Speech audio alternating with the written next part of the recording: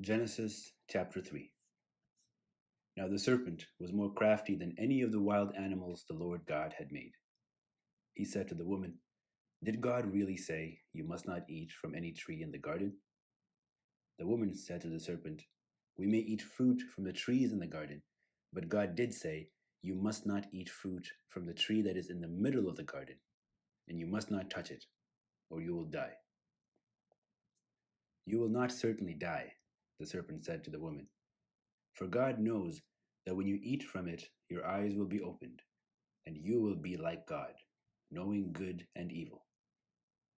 When the woman saw that the fruit of the tree was good for food and pleasing to the eye, and also desirable for gaining wisdom, she took some and ate it.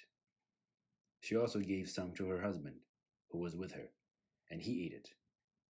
Then the eyes of both of them were opened, and they realized that they were naked. So they sewed fig leaves together and made coverings for themselves.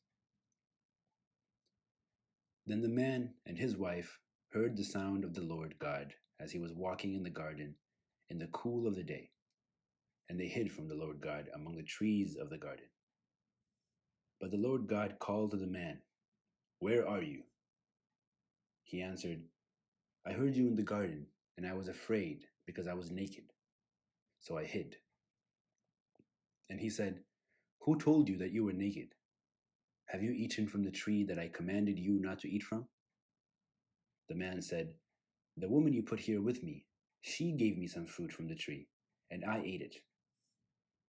Then the Lord God said to the woman, "What is this you have done?" The woman said, "The serpent deceived me, and I ate it."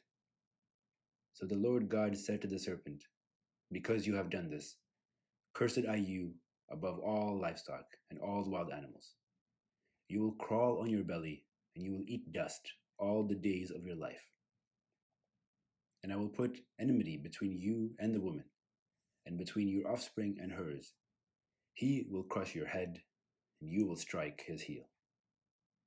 To the woman he said, "I will make your pains in childbearing very severe. With painful labor will you give birth to children. Your desire will be for your husband, and he will rule over you." To Adam he said, "Because you listened to your wife and ate fruit from the tree about which I commanded you, you must not eat from it. Cursed is the ground because of you. Through painful toil you will eat food from it all the days of your life. It will produce thorns and thistles for you, and you will eat the plants of the field. By the sweat of your brow you will eat your food, until you return to the ground, since you were taken from it. For dust you are, and to dust you will return." Adam named his wife Eve, because she would become the mother of all the living. The Lord God made garments of skin for Adam and his wife and clothed them. And the Lord God said, "The man has now become like one of us, knowing good and evil. He must not be allowed to reach out his hand and take also from the tree of life and eat and live forever." So the Lord God banished him from the Garden of Eden to work the ground from which he had been taken. After he drove the man out, he placed on the east side of the Garden of Eden cherubim and a flaming sword flashing back and forth to guard the way to the tree of life.